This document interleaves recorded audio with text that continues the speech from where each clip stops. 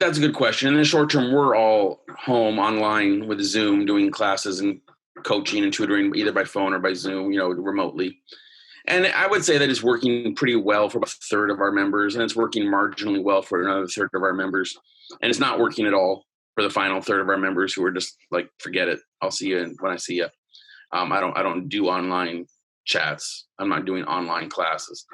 I'm not sold that an online only interaction is going to work. I obviously didn't think that beforehand because I never subscribed to coaching people to withdraw from school and just sign up for an online only or correspondence only school curriculum back in the day, the 90s, when there was that kind of thing. I think people need community. They need community centers. They need to gather and be face-to-face. They want face-to-face tutoring and mentoring. All this Zooming, it has a place. It's better than nothing right now for a lot of people. This is not the goal. This is not where we want to be. And so my long-term goal is figuring how we can regather in public safely.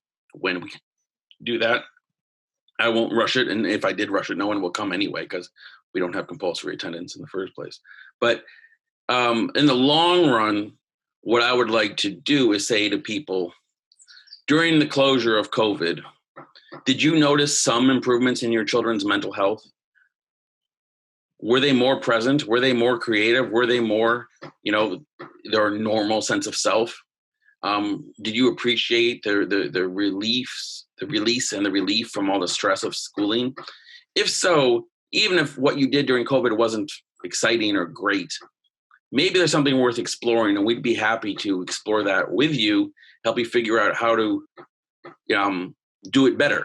In community 2, 3, 4 days a week at a place like North Star, at a Liberated Learners Center, having some other mentors and adults, having some group classes. And then maybe, sure, everybody might have 1 or 2 or 3 things online, Zoom, OutSchool, other kinds of platforms that they use for online learning, Khan Academy, which is free. Sure, but those are pieces of a puzzle.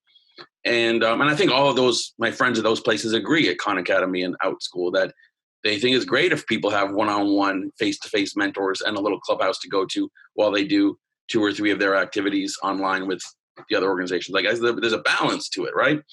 And so what COVID is going to allow us to do when we get some light at the end of the tunnel, and I'm not convinced that right now we're actually at the light at the end of the tunnel yet. Maybe. I think that's optimistic.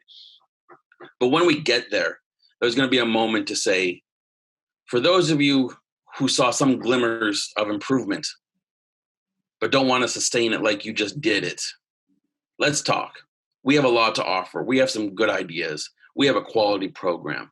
And centers around the country and around the world, homeschooling co-ops around the country and around the world might be supportive in a way that makes this better than how you experienced it, and build on the successes or the improvements that you saw in your children. So I think that's where the COVID thing will go, when we can regather. But permanently keeping everybody at home and everybody doing all their classes online, that's for the birds. That's just not good.